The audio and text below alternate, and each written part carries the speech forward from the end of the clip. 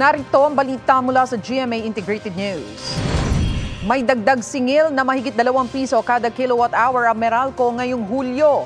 Katumbas yan ang halos 430 pesos na dagdag sa bill ng mga customer na kumukonsumo ng 200 kilowatt-hours kada buwan.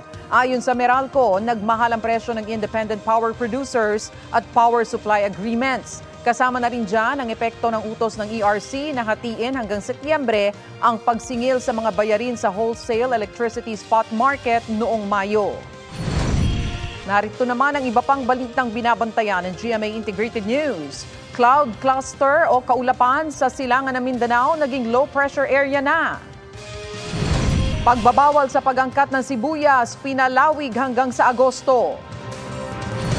At sa 24 oras, ang serye ng special report, 1 linggo bagong State of the Nation address ni Pangulong Bongbong Marcos. Para sa mas malaking misyon at mas malawak na paglilingkod sa bayan, ako po si Tony Aquino ng GMA Integrated News, ang News Authority ng Pilipino.